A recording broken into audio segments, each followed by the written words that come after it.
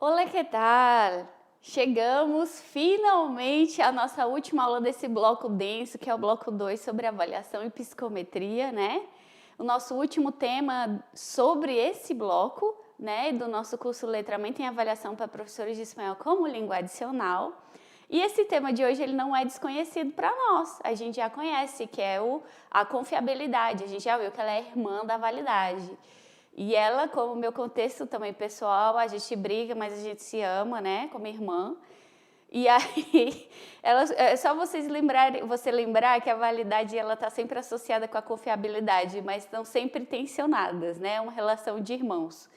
E aí, não é desconhecido, a gente já sabe, né, chegamos até aqui, a confiabilidade já foi tratada em temas anteriores, principalmente na primeira aula sobre teoria clássica dos testes e teoria de resposta ao item, e também no tema anterior de validade, tá bom? Mas agora a gente vai falar com mais propriedade desse termo da psicometria. Então, o que significa confiabilidade? Bem simples também essa definição aqui, né?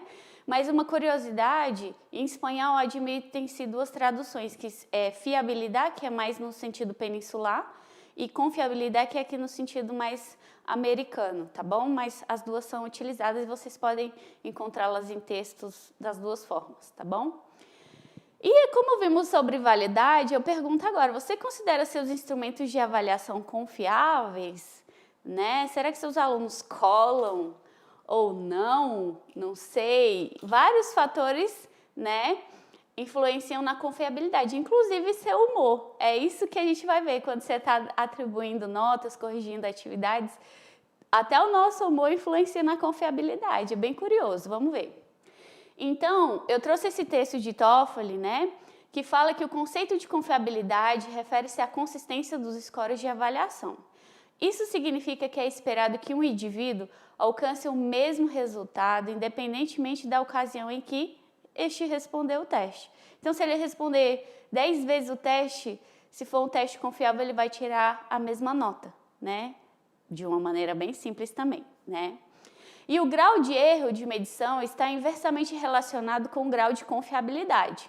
Quanto maior for o erro, menor é a confiabilidade do teste, né? Então, logicamente, como tudo na vida, evitar o erro, né? E vice-versa. Inferências baseadas em resultados de testes com confiabilidade pequena ou zero terão pouco valor, porque as pontuações são resultados de medição com erro muito alto ou total, né? Então, geralmente, esses itens que não têm confiabilidade são desprezados, tá? E por essa razão, a validade é dependente da confiabilidade. Olha a validade e a confiabilidade juntas da outra vez, né?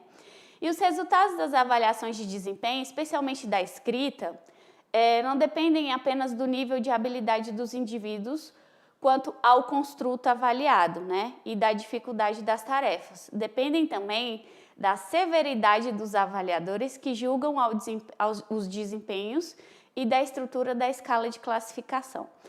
Um bom exemplo, se você é um professor que está tentando entrar no serviço público, né? E geralmente para nós professores temos uma segunda etapa, né? Além da prova escrita, que é a prova didática, né? E a gente vê que oscila, né? As notas dependendo de um concurso para outro, de um processo seletivo para outro, né? Ou do mesmo avaliador que te atribui uma nota numa redação, por exemplo, te atribui uma nota, o outro atribui outra e precisa de um terceiro para poder fazer essa correção. Então, também depende da severidade das pessoas, dos avaliadores, né? Quem vai corrigir a sua prova. E você já parou aí, professor ou professora, de pensar o quão rígido você é? Será que você é aquele professor que tá tudo bem, não se estressa com nada, mas ou você é aquele tipo de professor que já é mais rígido, né, que cobra dos seus alunos, que não admite desvio, né? Eu não sei qual tá certo ou tá errado, né? Eu, como pessoa, como professora, eu tento entrar ali no meio termo, também não ser do oba-oba, mas também não ser tão rígido, né? Porque também temos problemas, enfim, né? Considerar um pouco a vida do nosso aluno. Então, um dos principais problemas nessas avaliações é a pontuação de um mesmo desempenho com graus diferentes de severidade, né? E quando existem vários avaliadores, Seria ideal se todos atribuíssem exatamente a mesma pontuação para os mesmos desempenhos observados. Condição principal para se ter confiabilidade de pontuação. Aqui a gente está falando de questões de itens mais subjetivos, né? Questões subjetivas que aí existe um julgamento do avaliador nesse sentido.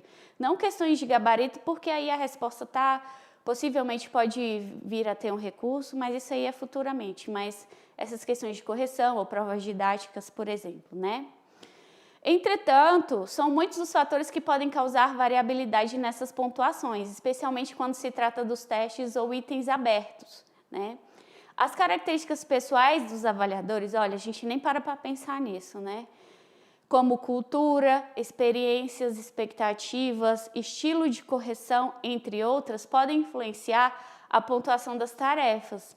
Esses fatores podem ser tão importantes para a pontuação quanto a qualidade da resposta escrita pelo examinando, né? E a gente vê, por exemplo, em diferentes culturas, o sistema educacional de uma cultura, por exemplo, imagino da Espanha que eu conheço, é um pouco mais rígido, né?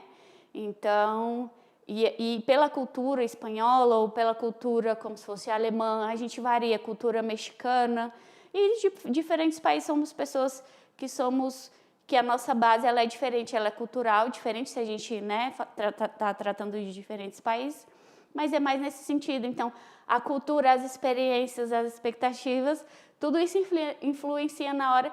Então, na hora de fazer uma prova, é bom ter energia positiva para que esse avaliador esteja no dia de bom humor também. Eu acho que isso influencia também.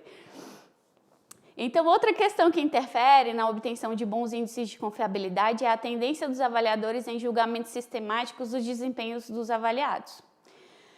Essas tendências são comportamentos frequentemente relatados nas pesquisas e são consideradas componentes geradores de erros importantes na pontuação de tarefas escritas, né? Eu vou falar alguns tipos para vocês desses efeitos. O primeiro é o efeito da severidade, que é a tendência a avaliar de maneira muito exigente ou muito branda, né? Eu sou muito rígido ou deixo passar tudo, em comparação com a pontuação atribuída por outros avaliadores ou em comparação com classificações pré-estabelecidas como referência. O segundo efeito é o efeito halo, a gente vai falar dele mais para frente quando a gente falar sobre imparcialidade, no próximo bloco, tá? Falar com mais profundidade, mas é um desses efeitos que pode influenciar na confiabilidade, que é o que? Ocorre quando os avaliadores não conseguem distinguir entre o número de categorias conceitualmente distintas e avaliam o desempenho da pessoa com base em uma impressão geral, fazendo com que diferentes desempenhos possam obter a mesma pontuação.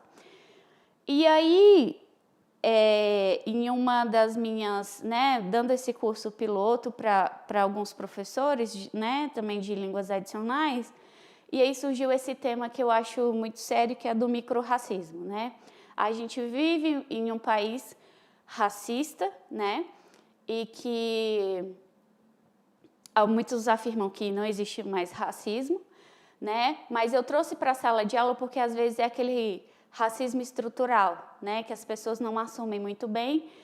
E eu trouxe aqui a questão do microrracismo, que é aquele racismo, como fala do efeito halo, por exemplo, com pessoas negras, o meu julgamento pode ser diferente porque são as pessoas que não são como enaltecidas na nossa sociedade, embora predominantemente negra ou parda, né? Mas é só para trazer um exemplo sobre o que é o halo. Então, pelo meu aluno obter uma característica, que eu trouxe como a cor da pele, né, que é o microrracismo, ou o racismo mesmo. Ou mais pode ser uma pessoa com deficiência, pode ser um aluno que bagunça muito, que é considerado mal educado, fala palavrão, que perturba na aula. Então, isso aí é o efeito halo. Aí você já corrige a tarefa dele, a prova dele com outro olhar, um olhar mais pesado e mais rígido. Esse seria como exemplo do efeito halo, tá? E o efeito de tendência central, que é caracterizado por estabelecer classificações perto do ponto médio da escala, evitando classificações nos extremos, né? Então, é bem difícil fazer isso, né? Confesso.